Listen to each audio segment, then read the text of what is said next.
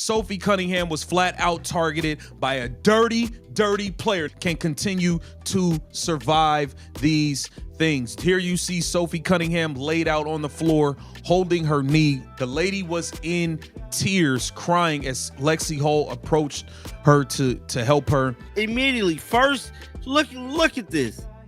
Instantly into the game. Instantly. Immediately. They had a target to hurt Sophie. She was targeted by this team. Watch out for Bria Hartley because she's a dirty ass player. The Indiana Fever are living through an actual horror movie of a season, and just when you thought they had hit rock bottom, the floor collapsed into a fiery pit of despair. We are well past the point of just having a bad season. People are calling it a season from hell, and frankly that might be too polite. Every single week this team seems to invent a new, more soul-crushing way to fail, and last night we witnessed the lowest of the lows. Sophie Cunningham, the team's heart, its enforcer, and its one consistent spark of toughness, was taken out with a brutal knee injury in a play that felt less like basketball and more like a targeted demolition. Her family is furious, fans are disgusted, and the entire WNBA is on notice. Happening to Sophie, and fans can't bear to see it. This is Hartley right here coming in. Slide over right there, and Hartley just kind of falls and and she crushes in on the knee of Sophie right here. She went down. Just sums up everything. Like, we weren't going to win this game if Sophie Cunningham was healthy. This isn't like, oh, we lost because of a Sophie Cunningham injury. We were down 17 points when she got injured. This happens. Gonna look like Stephanie White is extremely emotional after this hard-fought game. Sophie Cunningham family is extremely pissed off. This wasn't just a tough foul or an unfortunate accident during a hustle play. This was ugly. Sophie was on the floor in tears, clutching her leg after Bria Hartley of the Connecticut Sun plowed directly into her knee like she was trying to sack a quarterback. The scene was sickening, and to add insult to injury, the Fever were already getting boat raced, down by 17 points at the time. They were getting slapped around like a junior varsity squad, and then their toughest player, the only one who consistently shows some backbone, gets her knee destroyed. If that doesn't perfectly encapsulate this cursed season, I don't know what does. This was a targeted hit, and the silence from the league is deafening. It's just emotional, guys. I'm hella mad. Hartley needs to be suspended on a major level completely. Probably at this point, she's more dirtier than Dejanay Carrington. Paula, at WNBA, maybe you should focus less on fining players for commenting on your poor officiating and more about hiring officials that are able to call a consistent game, protect your athletes. The outrage was so immediate and so intense that Sophie's own family took to social media to absolutely torch the league. Her sister Lindsay posted a blistering message directly at the WNBA saying, "Maybe you should focus less on finding players for commenting on your poor officiating and more about hiring officials that are able to call a consistent game and protect your athletes." Her mother Paula chimed in, blasting Bria Hartley as a disgruntled player, having trouble everywhere she goes, who plays mean and out of control. When a player's family is this vocal and this specific, you know they have reached the end of their rope. They are not just angry. They are fed up with a league that has failed to keep their loved ones safe. They wanted to hurt Sophie. They made it their business to hurt Sophie. And that's exactly what they did, was hurt Sophie. And I'm hella mad. And Sophie's mother, Paula, Hartley is a disgruntled player having trouble everywhere she goes. She's playing mean and plays out of control.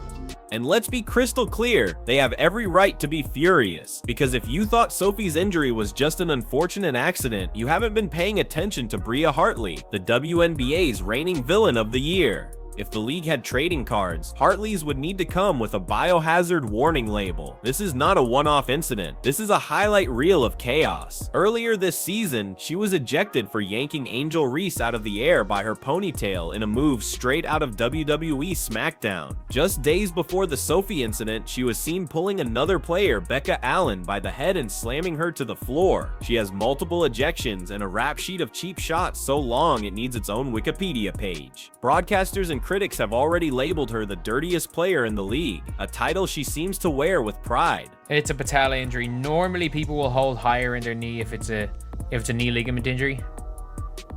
It looks like she might have either broke or either ruptured her patella.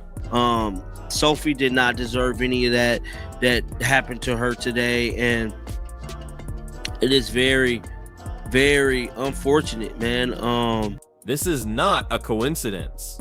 This is a pattern. Bria Hartley is a player who comes into games with a reputation for being reckless, dangerous, and out of control. And then Sophie Cunningham's knee explodes after direct contact with her. How many times does this have to happen before we stop calling it an accident and start calling it what it is? It's a player who has a history of targeting opponents, and the league is letting her get away with it. This is made even more sinister by the fact that this is Sophie's second major injury this season, and both have come against the same team, the Connecticut Sun. At a certain point, it stops being bad luck and starts looking like a premeditated strategy. Sophie Cunningham out for the year. How can this team continue to survive? We bring in Eric McDonald because of injuries, and who would have thought? Caitlin Clark would be out most of the year. Sophie Cunningham will have a season-ending injury. Reality, you know, because she is somebody's daughter, she is somebody's sister, and this is just unfortunate. And those of you who don't think a civil rights investigation need to be brought upon this league is tripping. This civil rights investigation, all of this chaos is unfolding against the haunting backdrop of Caitlin Clark's absence. The so-called savior of the league has been sidelined for 13 straight games, and with every new injury to her teammates, the question grows louder. Why would she even bother coming back this year? Why would she risk her long-term health to rejoin this demolition derby, this circus of incompetence? The Fever are in a free fall, and the one person who could save them is watching from the sidelines, probably wondering if she made the biggest mistake of her career. Do you think the refs called any fouls?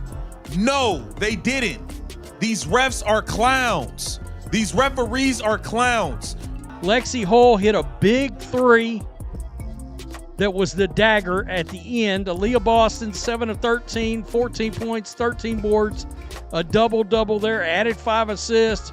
This brings us to the complete and total failure of the WNBA as an institution. Where are the suspensions? Where is the accountability when your league is losing its most marketable stars to injury left and right? The absolute bare minimum you must do is protect the ones who are still standing. Instead, the officiating has been so abysmal, the on-court environment so hostile, that people are now legitimately calling for a federal civil rights investigation into the league's culture. Let that sink in. A civil rights investigation in a basketball league. That is how far off the rails this has gone.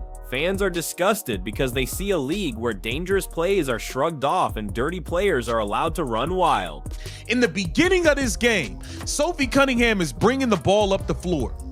She gets mugged, hit upside the head, knocked to the floor while dribbling the ball up the floor, 75 feet away from the rim. The final score of the game, a 99-72 overtime win for the Fever, is the most misleading statistic of the season. Yes, it goes in the win column, but does anyone associated with that team actually feel like they won? They barely scraped by one of the weakest teams in the league, needed extra time to do it, and in the process, they lost their emotional leader and best defender, possibly for the rest of the season and beyond. That's not a victory, that's a Pyrrhic bargain where the cost was devastatingly high. The team may have survived the night, but it feels like the soul of their season died on that court. If you think the WNBA needs to take a harder stance on dirty players, hit that like button and let me know your thoughts in the comments. Kathy Engelberg, wake the hell up. Half of your league is hurt now.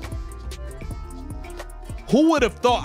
How do the Indiana Fever, Bria Hartley, you are a dirty, low-down dog of a player, you.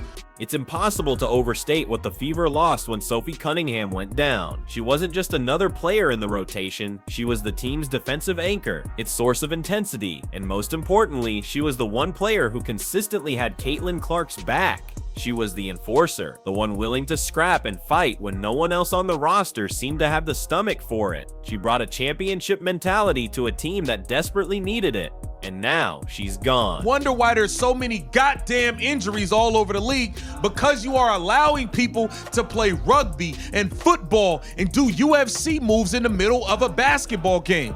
This entire saga is more than just another player injury. It's a symptom of a league that is fundamentally broken. A league where a player with Bria Hartley's rap sheet can continue to play without any meaningful consequences. A league where Sophie Cunningham, the one player willing to bring the fight, ends up crying on the hardwood while the officials stare blankly into space. A league where its most important and visible team, the Indiana Fever, has become an unwatchable tragedy. The season is hanging by a thread, the fans have lost all faith, and the WNBA is sitting at the edge of a cliff, seemingly content to let its own incompetence push it over the edge.